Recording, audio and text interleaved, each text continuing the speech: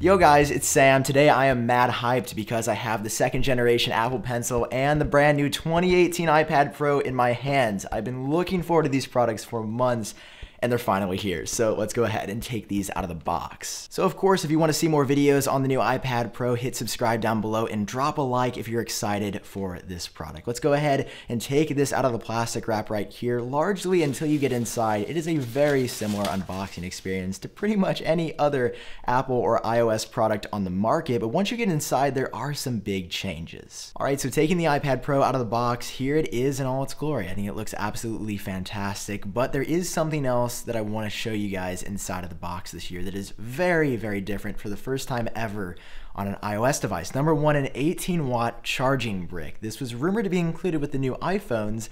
Apple didn't do that, so we only got a 5-watt adapter, but with the new iPad Pros, you get a brand new 18-watt adapter that should charge these up crazy, crazy fast. And another big part of this is the port, not only on the new iPad, but on this power brick. It is USB-C, so inside the box, no lightning cable, no USB-C to lightning cable, you get a straight up USB-C to USB-C cable. But of course, returning to the main attraction, it's the new iPad Pro, and you can see it is phenomenal. When I first picked it up, I was blown away by its thinness, its lightness.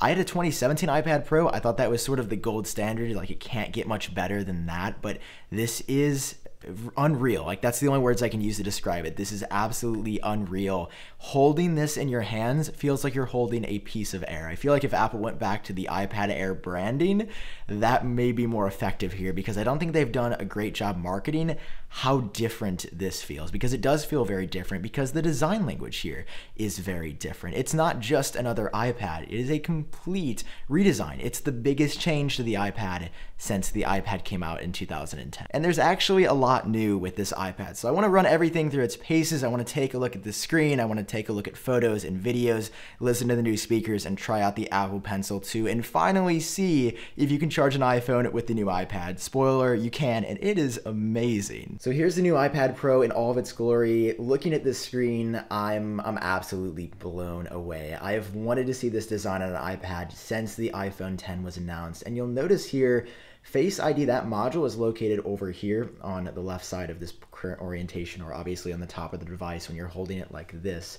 But because of that, there's no notch. It's embedded directly into the bezel, and I think that's definitely the right move. Like, imagine an iPhone that looked like this. I think I'd be happier with equal bezels all the way around than ultra thin bezels on 3 sides of the device and then a notch at the very top or somewhere.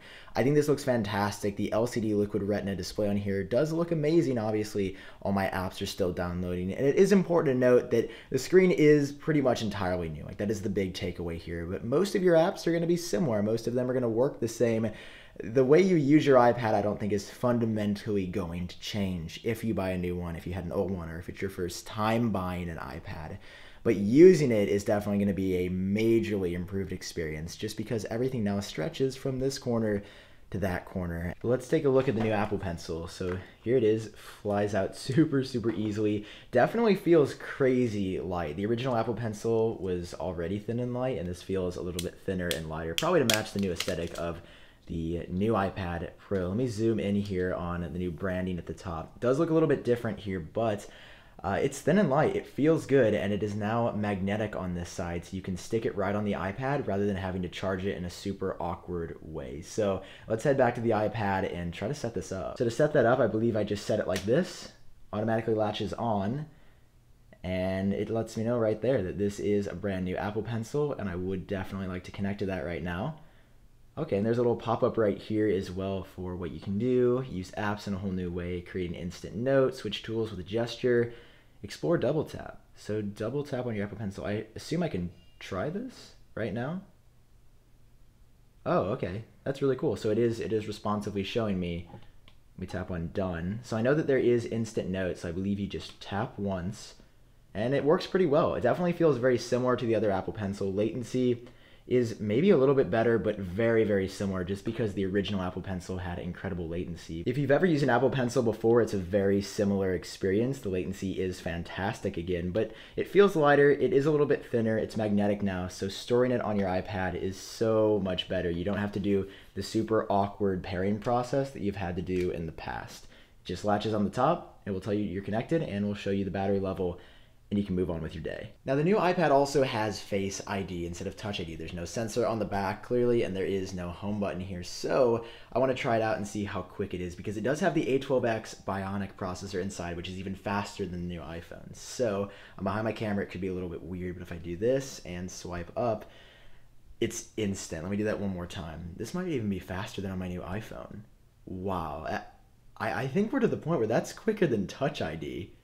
That's insane. Honestly, that's the biggest part of the iPad that has blown my mind so far. That is crazy. I also definitely need to test the new camera system, so I want to pop outside real quick and shoot some photos and take some videos, see how it all looks.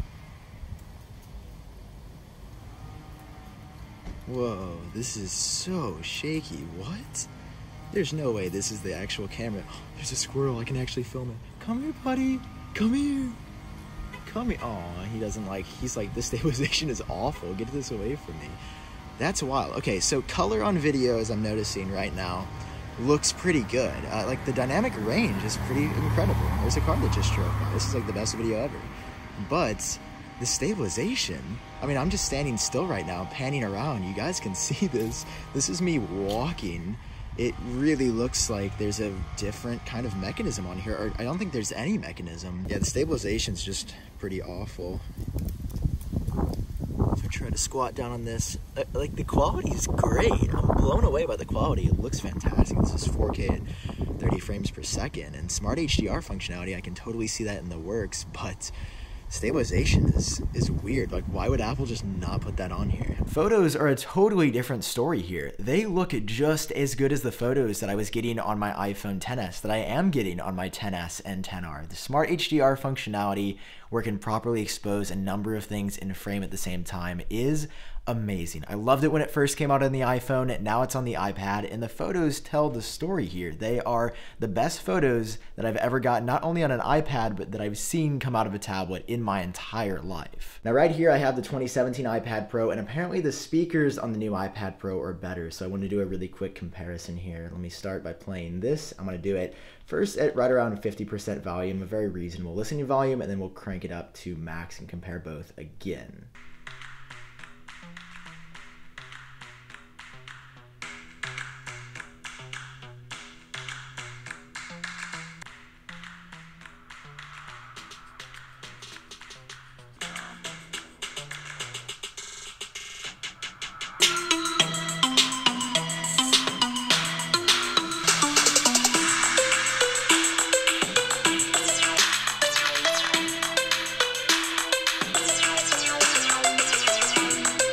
Alright, so honestly, both of the iPads sounded really great. They do a pretty good job at separating highs, mids, and lows at 50%, but when I cranked it up to 100, I have no question in my mind that the new iPad Pro sounded better. The bass is definitely improved generation over generation, and I think that's due to a new speaker design. But usually when you crank an iOS device up to 100%, they get a little bit distorted, they get really tinny, really MIDI, and there's really no bass at all. And while the 2017 iPad Pro, the old model, was pretty good at it, the new iPad Pro is a lot better. This is cranked up to 100. Everything sounded perfectly balanced, which is insane. That's because you've got these 4 gigantic speakers going around the edges of the iPad, and that definitely pays off. New speakers here are a major win. Now there's one more thing that I have to try out with the new iPad Pro. On stage, Apple showed that you could charge something like an iPhone from the iPad, so I bought a USB-C to Lightning cable. Can't believe I spent like $20, $30 on this, but plug one end, the USB-C, into the new iPad, and I'm going to plug the other end right now into my iPhone XS. This is actually going to be pretty cool if you can use your iPad as a power bank. Plug it in. Look at that, I'm charging my iPhone from my iPad. Just think, it only took Apple till 2018 to make this happen.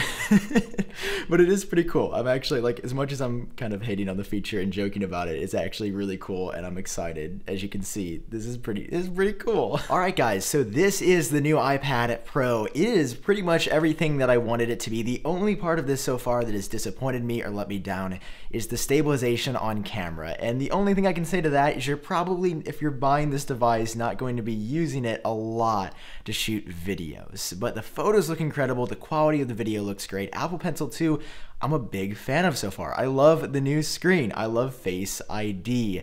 The battery life already seems to be pretty good, but of course, stay tuned for my full review. You will not want to miss out on that. So hit subscribe down below for more videos on the new iPad. Drop a like if you enjoyed this video or learned something new.